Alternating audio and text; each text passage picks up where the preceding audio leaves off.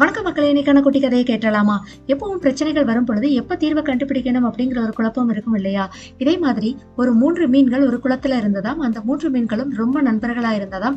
ஒரு மீன் எப்பவும் பிரச்சனை வர்றதுக்கு முன்னாடியே அதற்கான தீர்வை சொல்லுமாம். அடுத்த மீன் பிரச்சனை வரும் பொழுது தீர்வை சொல்லுமாம். அடுத்த மீன் என்ன நடந்தாலும் நமக்கு என்ன அப்படின்னு சொல்லிட்டு அதோட வாழ்க்கைய வாழ்ந்துட்டு இருக்குமா. ஒரு நாள் அந்த குளத்தோட கரையில 2 மீனவர்கள் நின்றுட்டு இருந்தாங்களாம். இந்த குளத்துல நிறைய மீன் இருக்கு, நம்ம நாளைக்கு மீனை பிடிக்கலாம் அப்படின்னு சொல்லி பேசிட்டு இருந்தாங்களாம். இதை கேட்ட அந்த வருமுன் காப்போன் மீன் வந்து மற்ற மீன்கள் கிட்ட சொல்லிச்சா, நம்ம வேற குளத்துக்கு ஷிஃப்ட் ஆயிடலாம், இங்க ஒரு சின்ன பாதை இருக்கு, அந்த வழியா போனா பக்கத்துல இருக்க குளத்துக்கு போயிடலாம், அவங்க மீன் பிடிச்சிட்டு போனதுக்கு அப்புறம் இந்த குளத்துக்கு வந்துக்கலாம் அப்படின்னு சொல்லிட்டு அப்போ வந்து இன்னொரு மீன் சொல்லிச்சாம், அதாவது வரும் பொழுது காப்போன் மீன் சொல்லிச்சாம், இல்ல எது வேணாலும் நடக்கும் பொழுது பாத்துக்கலாம், இப்போ ஒன்றும் அவசரம் இல்லை அப்படின்னு. வந்த பின் காப்போன் மீன் எதுனாலும் விதிப்படிதான் நடக்கும், இதை பத்தி நான் கவலைப்பட போறது இல்லை அப்படின்னு சொல்லிச்சாம். அடுத்த நாள் காலையில மீனவர்கள் வந்தாங்க, மீனை பிடிச்சாங்க. அதுல வருமுன் காப்போன் மீன் வந்து முன்னக்கூடியே அந்த பாதை வழியா பக்கத்து குளத்துக்கு போயிடுச்சாம். அடுத்த 2 மீன்களும் அந்த வலையில மாட்டுக்கிடுச்சாம்.